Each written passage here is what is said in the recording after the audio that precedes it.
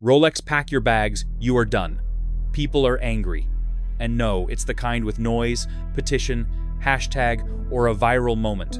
Just people who spent 2 years at a Rolex AD, getting waitlisted, finally getting their watch, wearing it for 4 months, selling it, and buying a Grand Seiko instead. They didn't announce it. They just left. And this quiet exit is happening across hundreds of thousands of collectors right now.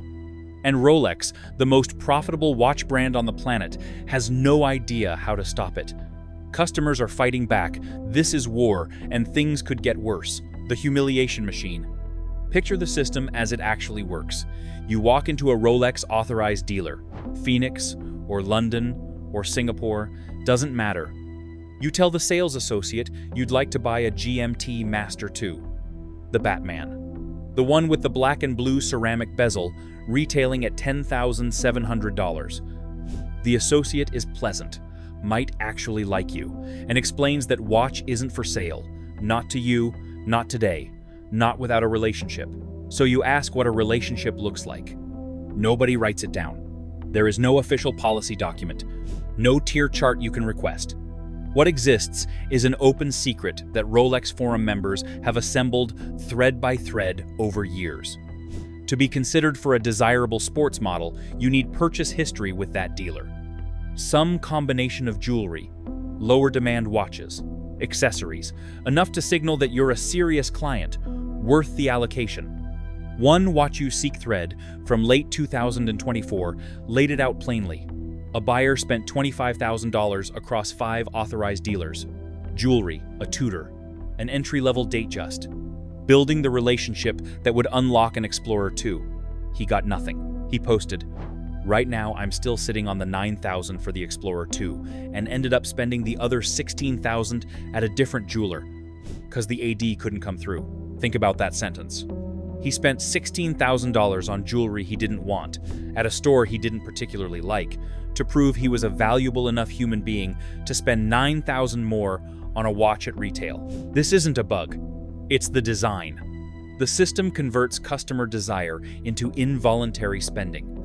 You're not being sold a watch. You're being offered the opportunity to audition for the privilege of buying one. The AD learns everything about your purchase behavior. Your sales associate tracks you across visits. Your profile follows you through Rolex's global network. And the watch you actually came in for stays in the case. What the forums call AD games, Rolex calls building relationships. One commenter put the difference better than I can.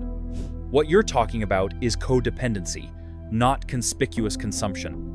We are watch enthusiasts, not a bunch of neurotics who feel as if we must kiss up to the watch seller. He'd watched the thread debate whether buying unwanted jewelry was worth the shot at a steel sports model. His answer was no. His username had 4 Rolex models listed in his signature. Because what's actually being tested in those visits isn't whether you're a serious collector. Any dealer can see that in the first 5 minutes. It's whether you're willing to spend money you didn't plan to spend on things you didn't want, to prove your commitment to a brand that will never confirm the rules of the game you're playing. Some collectors do it. Some walk. The ones who walk tend not to come back. The authorized dealer network spans around 10,000 stores globally. No 2 of them apply these rules exactly the same way. Some are honest about inventory, transparent about timelines, willing to put a Submariner in the display case instead of hiding it behind a relationship requirement. Others have turned the allocation system into a second revenue line. Rolex has been pushing back on the worst of it. By late 2025, there were more reports of walk-in purchases on core steel models. The Explorer 36, the Oyster Perpetual, the no-date Submariner. But for the most coveted references, the system barely moved. Steel Daytonas, steel Sky Dwellers, the Sprite, still waiting, still relationship dependent, still the same audition, still no written rules. The collector who figured this out after 18 months and $20,000 in prerequisite spending isn't necessarily angry at the AD. The AD is running a business under constraints Rolex set. The anger lands somewhere else. It lands on the crown. And the part that stings most isn't the waiting. It's the discovery, made slowly, and at personal expense, that the customer has been paying to be managed. Every jewelry purchase, every lower-tier watch bought as a credential, every visit to the store to maintain the relationship, those are not steps toward ownership. They're tuition in a school that may or may not award the diploma. The Submariner is a watch most serious collectors understand deeply. They know the 41mm case. They know the caliber 3000, 200, and 30 running at plus or minus 2 seconds per day. No date window, no Cyclops lens, just a clean symmetrical dial. They know the Cerachrom ceramic bezel insert that resists scratching and won't fade in UV light. They read the forums. They watch the videos. They are not walking in cold and asking about a luxury item they know nothing about. They walk in as knowledgeable buyers and get treated as probationary customers. That asymmetry is what drives the resentment you find in every Rolex thread on Watch You Seek, in every watches post about AD experiences, in every collector conversation that eventually turns to, "I'm done playing the game." The knowledge gap has closed. The buyer knows as much about the watch as the seller, sometimes more. But the power gap hasn't moved at all. The seller still has the allocation. The buyer still has to perform. One thread commenter described Rolex AD practices with the kind of economy you only get from personal experience. Get you to buy a load of expensive, high-margin jewelry and watches that you don't want, on the off chance you may buy your way onto a list for a Rolex sports watch that you do. Oh, and add in a good bit of making you feel like they are doing you a favor by allowing you to dirty their thick pile carpet. That's not cynicism.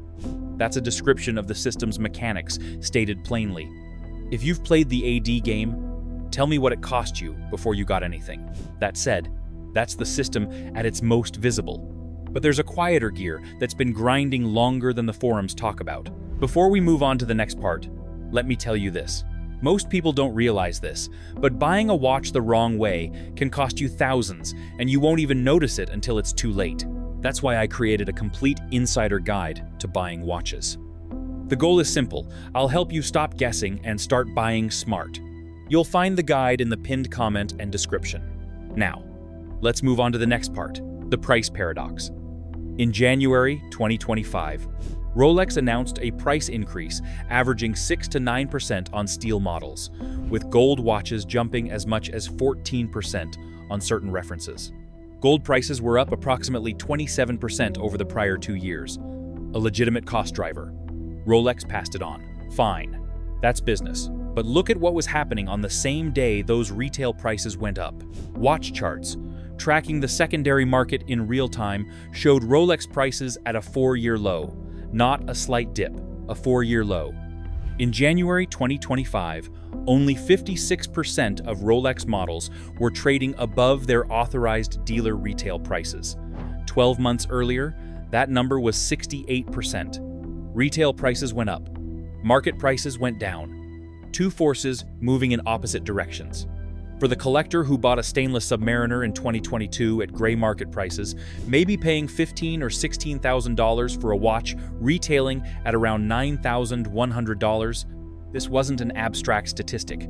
This was money evaporating. The watch that was supposed to hold value didn't.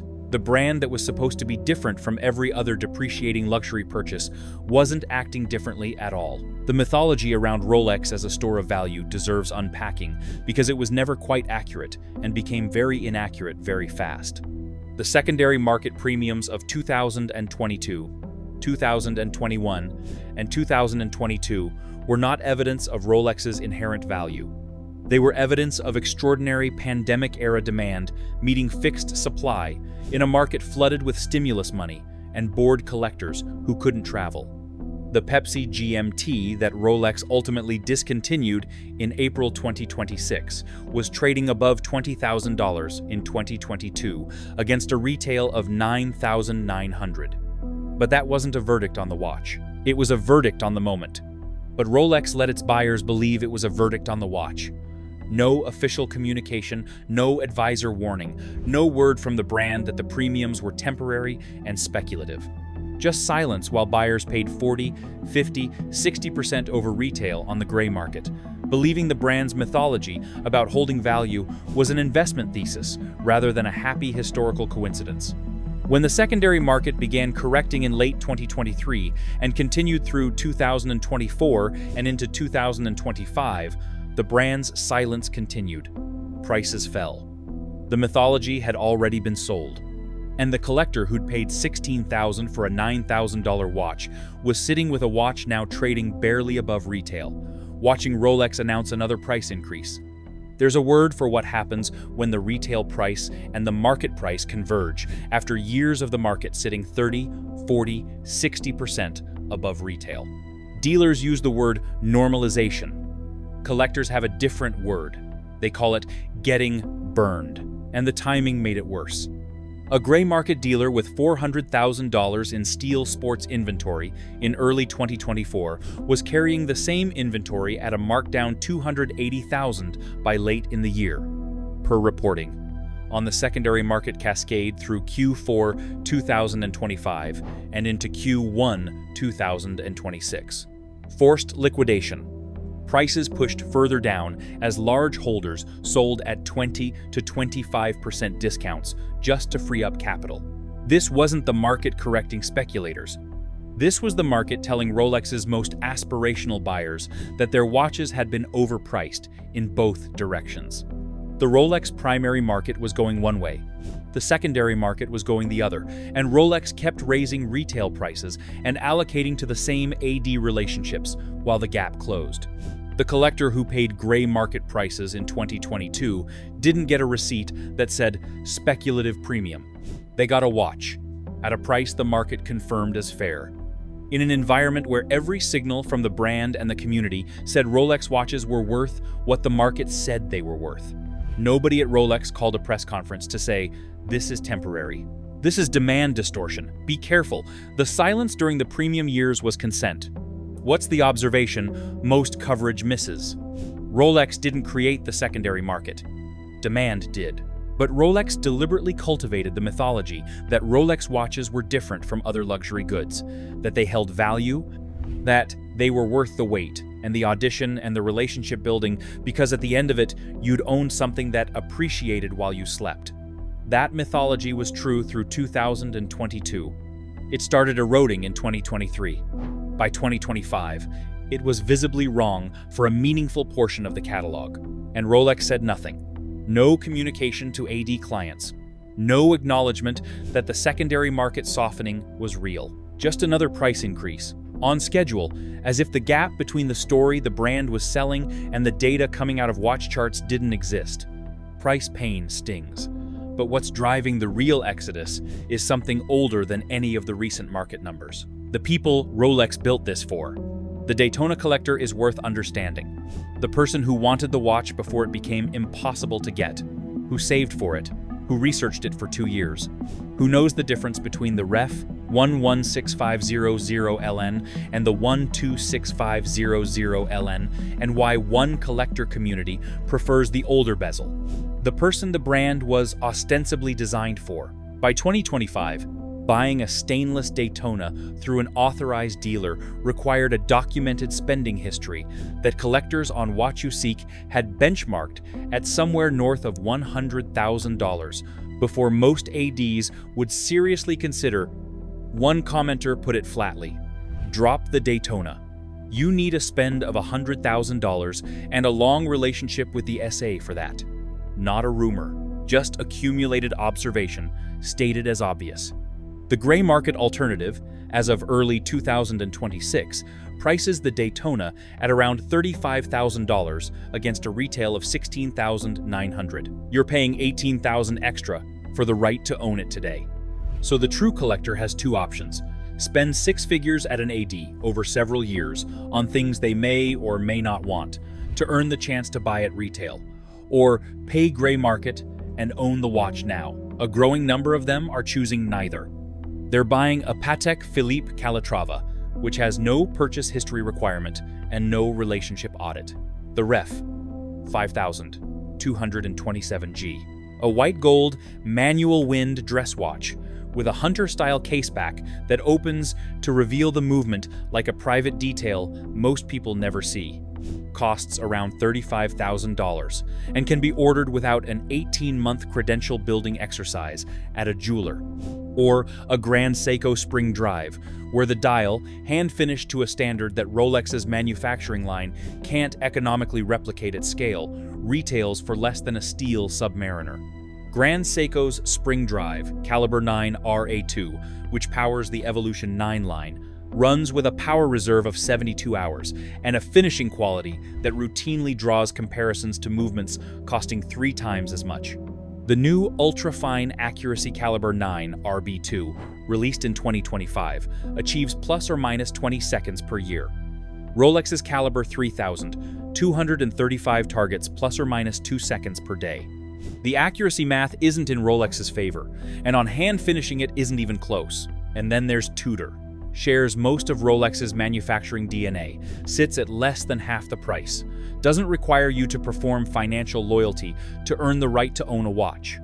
The Black Bay 58 or the Pelagos FXD are watches you can walk in and buy today. No relationship audit, no profile in a database, no sales associate deciding whether your purchase history qualifies you. Rolex tracks none of this departure as departure. That's probably the most interesting part, because individual customers don't exit with press releases. One fewer person asking about the Sprite at an AD in Denver doesn't register as a trend. It's a number in a spreadsheet somewhere that nobody is treating as a warning sign. But the Chrono 24 H1 2025 secondary market report documented it. Rolex continued to show a slight decline in market share, a trend that began in H1 2022. Every half year since 2022, Rolex's share of secondary market transactions has been smaller than the period before. Tudor grew. IWC grew 6.6%. Grand Seiko's collector community is expanding in every market that matters to the brand's long-term positioning. None of this is catastrophic in isolation. Rolex still accounts for more secondary market spend than all other watch brands combined. But the direction of travel tends to arrive before anyone is ready for it. And the direction of travel since 2022 has been consistent. What watch did you buy instead of a Rolex this year? Individual collectors drifting is one thing. But what Rolex did next sent a different kind of signal, and the community noticed immediately. The control play. In August 2023, Rolex announced it was acquiring Boucherer, the largest multi-brand watch retailer in the world, over 100 stores across Europe, the UK, and the United States. Tourneau, the American chain Americans know from shopping malls in every major city, a company founded in 1888 that had been Rolex's most important retail partner since Ernst Boucherer and Hans Wilsdorf started selling watches together in Lucerne in 1924. The official reason, Jörg Boucherer had no heirs.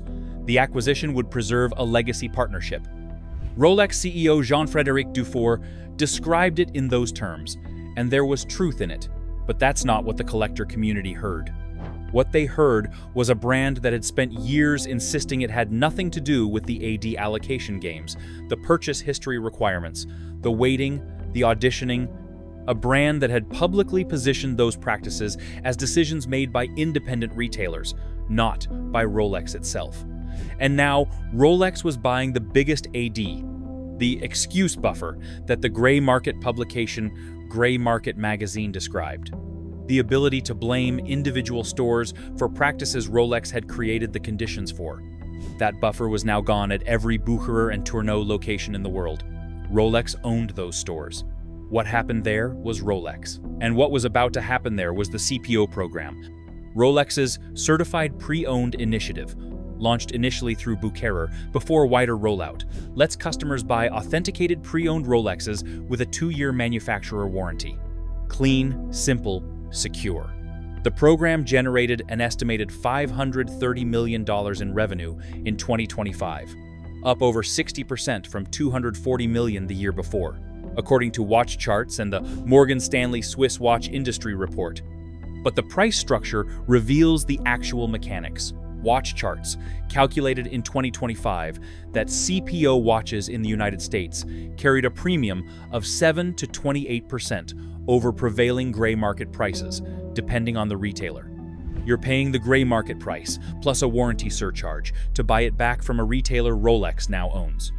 Revolution Watch named the dynamic plainly. Rolex now controls Bucherer and hence captures twice a margin on the same watch. First, when it's sold new. Again, when it comes back as CPO. The secondary market that once existed as a space where collectors traded with each other, where the community had its own economy, is being organized under a single roof. The roof has a crown on it. To be fair, the program solves a real problem. Superfakes are increasingly difficult to distinguish from genuine articles. Gray market fraud costs real buyers real money. Having Rolex stand behind a used watch with a 2-year warranty is a genuine consumer benefit. Jean-Frédéric Dufour said at the 2025 Dubai Watch Week that the CPO program was about trust, about giving collectors certainty in an environment where that certainty had become difficult to find. He's not wrong about the need, but the collector who just wanted the chance to buy a new watch at retail, who was never a flipper, who spent 2 years building an AD relationship and got nothing. That person looks at the Bucherer acquisition and the CPO markup and sees something different. They see a brand getting better at monetizing every transaction in the ecosystem, while still refusing to simply sell them the watch they came in for. There's also the competitive context. Nobody at Rolex wants to discuss out loud. When Watches of Switzerland shares dropped nearly 21% on the London Stock Exchange the day after Rolex's Bucherer announcement, that wasn't panic about the watch market broadly. That was the market repricing what happens to every large AD retailer when Rolex decides it wants to control more of the chain itself. And Omega's response, issued within 24 hours, was careful and slightly pointed. The brand noted it generated nearly 40% of its sales through its own store network and had no current plans to increase its presence within Bucherer locations. Omega was already prepared for a world where Rolex controls Bucherer. They'd built distribution that doesn't depend on it. Rolex's collectors noticed that too. If you own a Rolex right now, would you buy it again through the same channel? What Rolex doesn't understand about its own customers? There's a moment when a luxury brand crosses a line. It's not the price increase, the waiting list, or even the purchase history requirement. The line gets crossed when the customer realizes the relationship was never real. The sales associate who remembered your name, who texted pictures of new arrivals, who called you a valued client. That person was performing a relationship on behalf of a system designed to extract maximum spend from you before delivering the thing you actually wanted. The moment you see that, the watch you eventually receive carries a different weight. It's not a reward. It's a receipt for compliance. This is not about individual bad actors. The sales associate is not villainous. They're in a situation where their ability to allocate a desirable watch is both their leverage and their constraint. And using it to build a client relationship that benefits the store is exactly what their employer expects of them. The system produces this behavior. The system was designed to produce this behavior. What it wasn't designed to account for is what happens when the customer figures out the system. Because once you see it, you can't unsee it. The jewelry you bought because you thought it would help.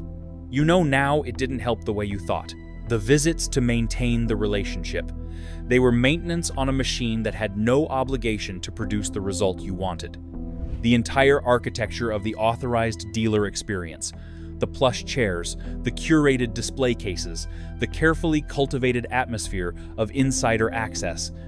It's all set dressing for a transaction that is fundamentally about who has the watch and who wants it badly enough to prove themselves. There was a Watch You Seek thread about an AP buyer who spent $48,000 at an authorized dealer over 14 months to earn allocation for a Royal Oak Jumbo. He got it.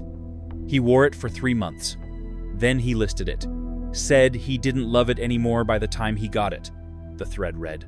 That's an AP story, not a Rolex one, but the shape is identical. There's a version of this playing out in Rolex's customer base right now. A person in his late 30s who spent his 20s wanting a Submariner, spent his early 30s building the AD relationship, finally got the allocation, and discovered that the desire had been replaced by something harder to name. He has the watch. But the feeling he was chasing isn't in the watch. It got spent somewhere in the waiting. That's the customer Rolex is losing, not the flipper, not the speculator. The person walking away is the one who came in with devotion to the object and got back a sophisticated extraction mechanism in return. The forums are full of this. The comments on every Rolex video are full of this. But Rolex doesn't read forum threads. They read revenue figures. And the revenue figures have been fine. Honestly, I keep coming back to this, because the fix isn't obviously available to Rolex. It can't simply announce that the allocation system is changing. The system exists because demand exceeded supply, and supply is fixed until the Bully facility opens in 2029.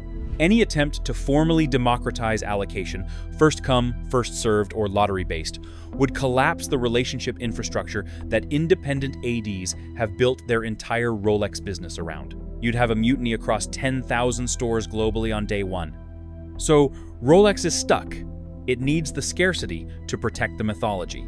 It needs the mythology to justify the price. And it needs the AD relationships to manage the scarcity without being legally responsible for how those relationships work. The whole architecture is load-bearing. Pull one piece and the rest shifts. Every other luxury watch brand that has tried to formalize a waitlist system, assign it to a department, give it published rules, has found the same thing. The moment it becomes a system with stated criteria, it also becomes a system that can be gamed differently, litigated, complained about publicly in ways that are harder to dismiss.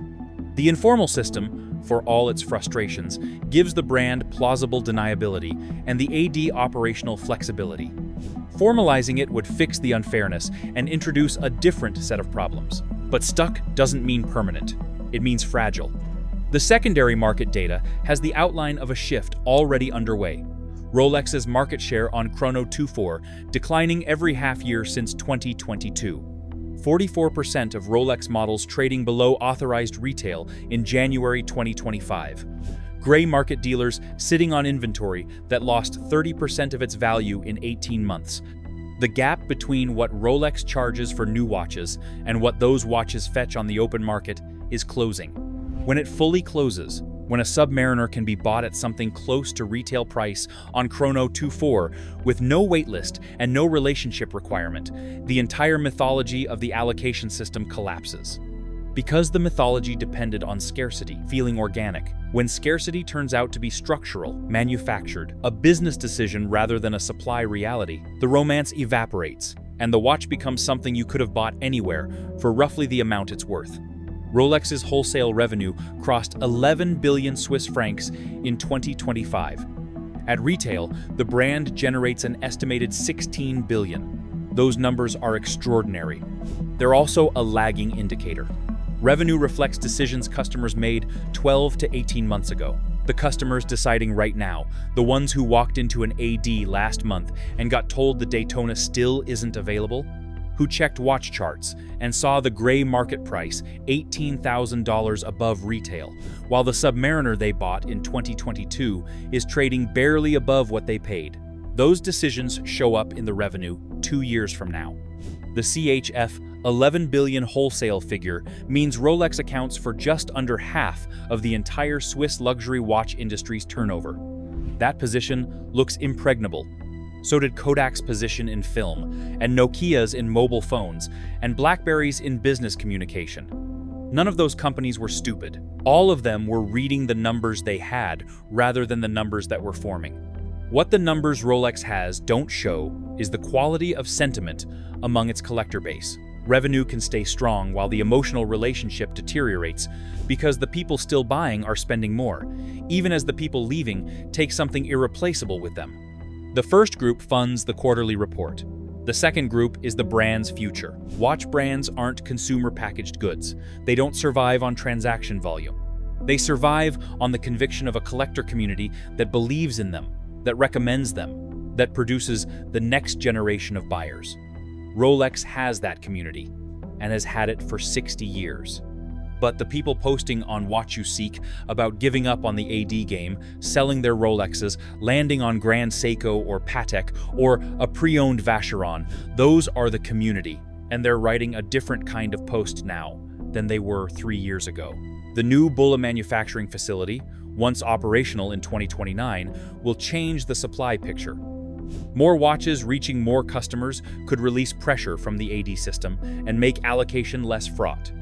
Or it could simply mean more inventory sitting in display cases at Boucherer, while the mythology of the crown quietly erodes with nothing to replace it. Either way, the collectors who've already left won't be waiting for 2029 to find out. They made their decision this year, or last year, or the year before. It's not a dramatic break, it's more like a door closing without anyone announcing it. The watch market is not linear. Brands that seem untouchable go soft. Brands that seemed irrelevant come back. Omega was considered hopelessly commercial in the early 2000s and rebuilt its collector credibility over 15 years through movement, development, and the Speedmaster's NASA story. IWC was widely mocked in collector forums 3 years ago as a brand that sold overpriced steel dials to airport executives. In H1 2025, its secondary market share grew 6.6%, among the strongest gains of any brand tracked. Grand Seiko was invisible outside Japan until about 2018. Category leadership in luxury watches is not permanent. It's maintained by protecting the relationship between the object and the feeling it creates. Rolex understood this better than anyone for 60 years. The brands that survive decades don't protect their supply chains first. They protect the feeling their product creates. Rolex made the Submariner into a feeling before it ever made it into a business strategy. The feeling was the strategy. Somewhere in the last 5 years, the business started eating the feeling. The Submariner is still a beautiful watch, still one of the best engineered tool watches ever made. The caliber 3230, powering the no-date 124060, runs at plus or minus 2 seconds per day in a case that can be worn on a construction site or a coral reef. Nothing about the watch itself got worse. What got worse was the story around it. And for a brand built on mythology, the story is the product. The object can be perfect. If the story corrodes, the object corrodes with it, in the eyes of the people who matter most. The customers who figured that out first aren't boycotting. They're not staging a protest. They're not angry, at least not loudly. They're just somewhere else. Are you also angry? Let me know in the comments. Like and subscribe.